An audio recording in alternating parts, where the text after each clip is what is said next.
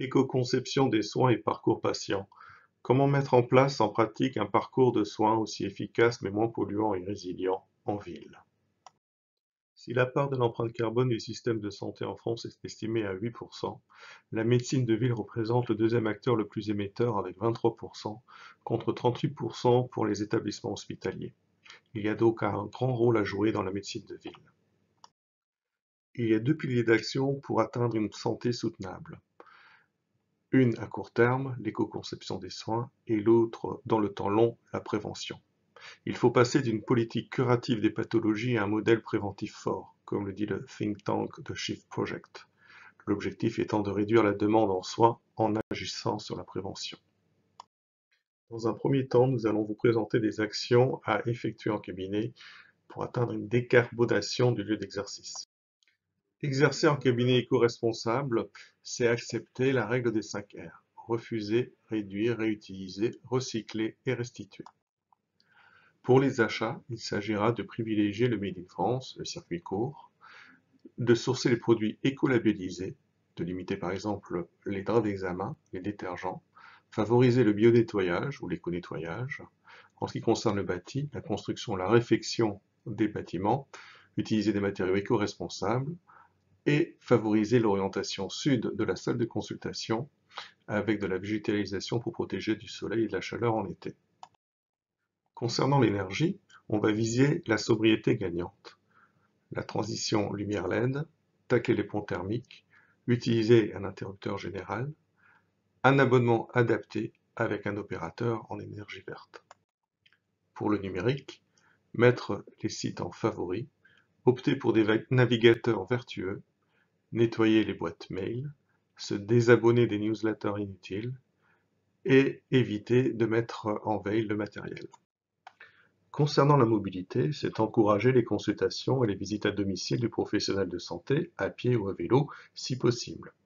C'est organiser ses tournées par secteur en garant son véhicule et en faisant le reste à pied. C'est encourager le covoiturage, pour des consultations chez un spécialiste par exemple, et c'est installer des arceaux de parking à vélo devant le cabinet. Pour les déchets, c'est faire correctement le tri entre les déchets à risque infectieux et les déchets qui peuvent emprunter la filière ménagère plus éco-responsable. C'est encourager le tri sélectif au cabinet comme à la maison. C'est faire connaître aux patients les filières d'Astri et Cyclamed. L'éco-prescription, c'est avoir une vision holistique du soin ne se limitant pas à la prescription médicamenteuse. C'est adopter la prescription raisonnée et pertinente, la lutte contre l'antibiorésistance, la déprescription, l'écotoxicologie, soit réfléchir à l'impact environnemental de nos prescriptions. La prévention doit être mise en avant par rapport au curatif.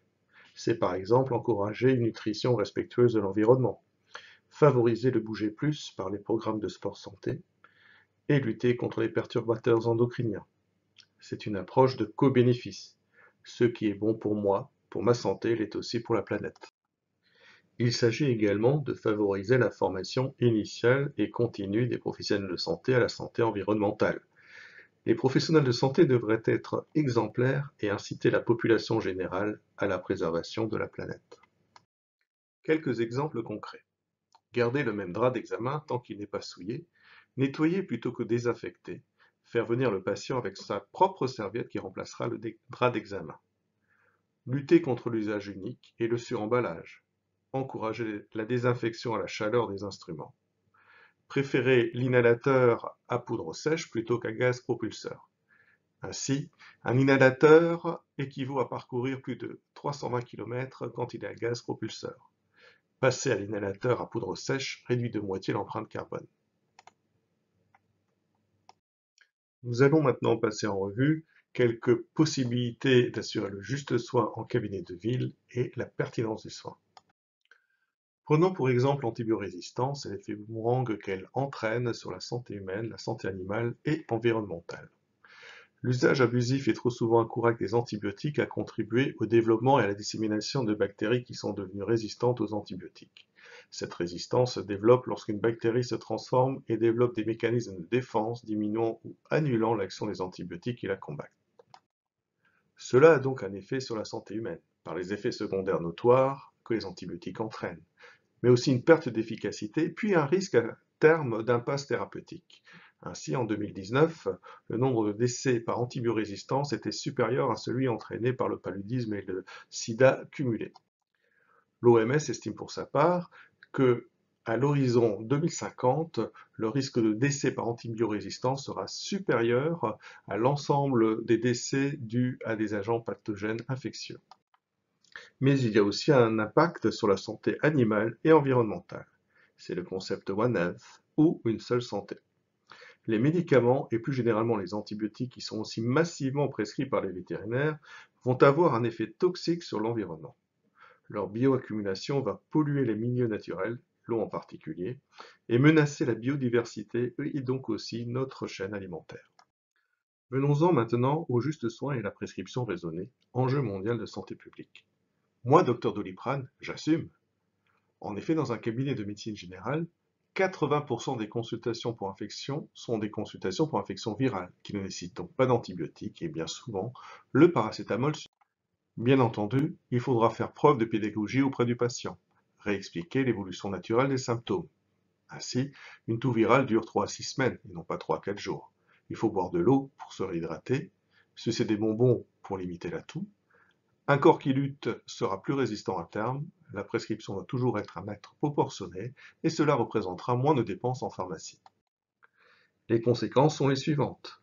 Moins d'effets secondaires liés aux médicaments, moins de reconsultations puisque le patient a été averti de l'évolution naturelle de la maladie, moins d'arrêt maladie et surtout un plus grand respect de l'environnement. Déprescrire, c'est aussi réduire l'impact environnemental. Si à chaque prescription, il faut réfléchir à la pertinence de celle-ci, il faut à chaque fois aussi réfléchir à la pertinence des médicaments actuellement en place. Éviter aussi de verser dans la cascade pharmacologique, qui est une prescription de médicaments pour contrer les effets secondaires d'autres médicaments, souvent sans se rendre compte que les symptômes sont en fait des effets indésirables des médicaments en place. Prescrire, c'est un acte médical, après échange avec un patient, qui amène à réduire la posologie d'un médicament ou à arrêter de le prescrire. 10 situations pratiques ont été listées pour songer à la déprescription. Exercer d'une manière éco-responsable en ville, c'est mettre en avant la prévention. Il s'agira ici de lutter contre la pollution domestique. Par exemple, la pollution de l'air intérieur. Ainsi, nous passons 80 à 80% de notre temps dans des espaces clos, alors que l'air intérieur est 5 à 8 fois plus pollué que l'air extérieur. Il est alors recommandé d'aérer davantage, au moins 10 minutes par pièce, d'entretenir les VMC et d'évincer les polluants.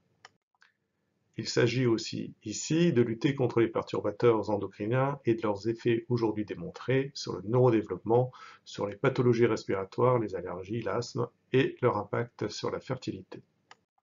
Plusieurs recommandations vous sont ici données, comme limiter les plantes d'intérieur, favoriser les travaux de peinture avant l'accueil d'un enfant plusieurs mois avant sa naissance, ne désinfecter que ce qu'il faut, et préférer le vinaigre par exemple au bicarbonate de soude, ne pas désodoriser, attention aux huiles essentielles, aux bougies, bien choisir son mobilier, le bois est moins traité, donc les ustensiles sont de préférence en verre ou en inox, préférer les jouets en bois, éviter les plastiques et surtout ne pas réchauffer les contenants plastiques.